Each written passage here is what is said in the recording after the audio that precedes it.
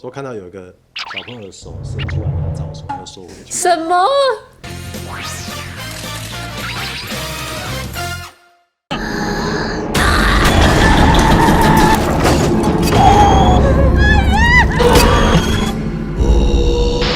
号称全台湾最恐怖的恐怖片《咒》，你敢来挑战吗？嘿嘿，今天立喆跟秦明已经挑战过了哦。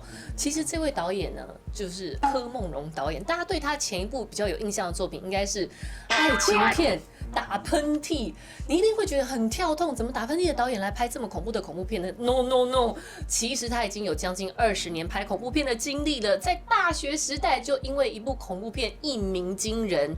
那在电影里面呢，其实有讲到灵异 YouTuber， 所以今天立喆就结合了也是台湾最厉害、最恐怖的灵异 YouTuber， 不敢说，秦不敢说。明。Hello， 大家好。对，我们要一起来找柯导。其实秦明真的是走遍世界各地去找鬼哦。对，所以今天我们就要来找找看，到底导演的工作室有什么样的神秘的力量，能够造就成为他这恐怖摇篮。没错没错，因为看完电影之后，真的对他太好奇了，太多疑问。真的，对不对？对，他电影里面真的有很多一些会让你觉得毛骨悚然的一些画面，甚至一些题材。对，让我觉得真的很有兴趣，一定要来问问他。而且我更有兴趣，是因为其实我身边这个是真正的有去踩过那些灵异点的哦。是，它里面也有一个找鬼的桥段。没错。就以这个真实的灵异 YouTuber 的身份去看电影里面的，你会觉得他们里面有犯什么样的禁忌？其实他们犯了很多禁忌，比如说像我去的话，我绝对不会破坏现场。这个东西要讲下去要爆雷了。真的？那我们就来破坏现场吧。对。破坏现场时间到，哎，柯导，哎，来，导演这支不能忘哦。真的真的啊，今天这个真的很开心，能够亲自把导演跟灵异 YouTuber 2位做结合。因为我们刚刚其实看完电影，有好多问题，但是呢，最想知道就是到底是什么样的环境能够造就这个导演的恐怖脑袋。我进来看就知道了。好，不好意思打扰了。哎，不好意思打扰了，是你到任何地方都先要有的开场红。其实不管去鬼屋还是去人家家，基本上我都习惯。害我刚刚有突然毛骨悚然了一下子，我想说我是不是这是一个习惯，踩到什么雷？这是一个习惯。对，谁晓得导演的家有没有什么东西，然后才激发出他这样的一个点子出来。对，所以其实今天秦明是有备而来的哦。OK， 他有带一些给息哦。是，这些给息上次去我们电视台抓到不少东西哦。真的好，真的，等一下到地下室看一下。我们还是先访问好了，要不然我怕等一下假如真的有的话，我们会跑得很快，就对了，直接脚底抹油。其实秦明私底下有找我好多次，说，哎，看我要不要跟他一起去探访那些鬼屋啊什么的。我就说不要，我只想看恐怖片，我不想要看真的，我只想看这种作品，我不想要去体验。我可以去，我可以去。好，没问题，我一定会找你们两个真的是一拍即合。对。好，我看你们两个的影片就好了。好，那我们就来深入了解一下《咒》这部片。住到上面，你跳得下来。坏坏在哪里？好心是说有嘛？敢安内？如果一直想着怪物的话，怪物就会住到你的脑袋里面去了。不要想，不要想，不要想，不要想，不要想，不要想，不要想，不要想。其实一进来这个导演的工作室，我觉得整个氛围蛮温馨的。为什么导演觉得你的工作室充满了灵气呢？我这边本来来的时候不是长这样，这边本来来的时候是人家有在拜拜的地方，其实墙壁全部都是熏的黄黄的，然后我是重新的把它做装潢。这不是特别的复古风，就对了。就是重新的装潢。那我们后面有个仓库，他们结束完刷油漆都把油漆拿去那边放。说看到有一个小朋友的手伸出来要找手，要收回去。什么？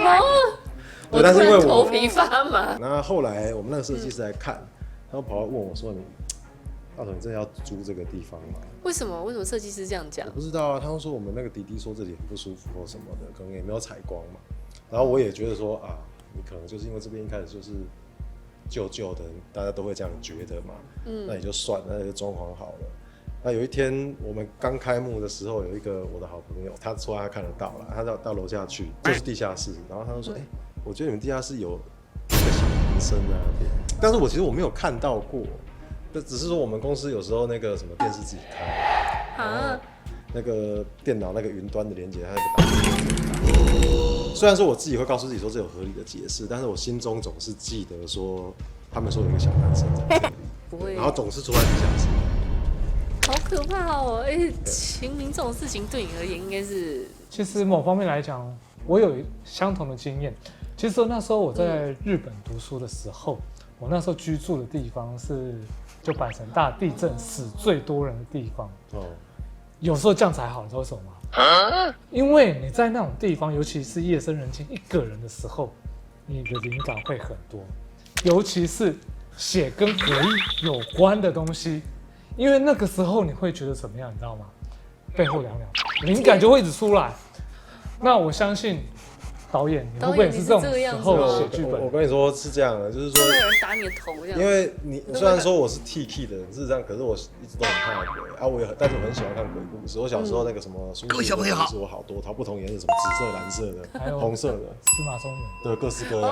然后因为我怕鬼，我才拍鬼片，我不是怕鬼，不管是不知名的宗教、鬼、诅咒。然后再看怎么把这些概念合在一起，变成一个故事。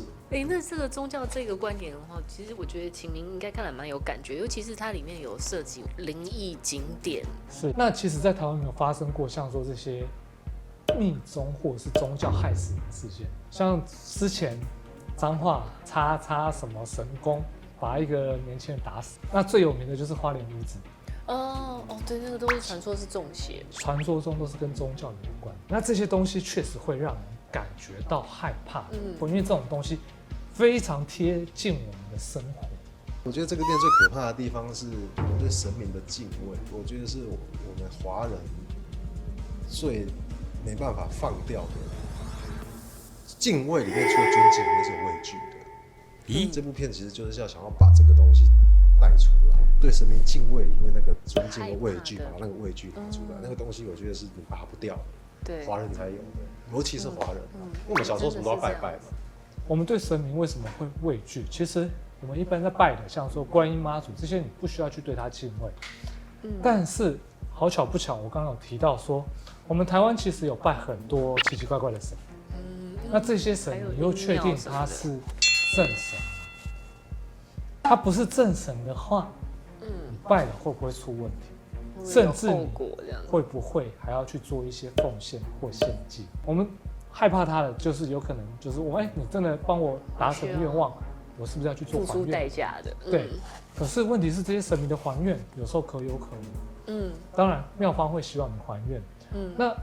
但是你对一些不是正神的神明的话，你那个还愿一定得还，不还的话你会出事。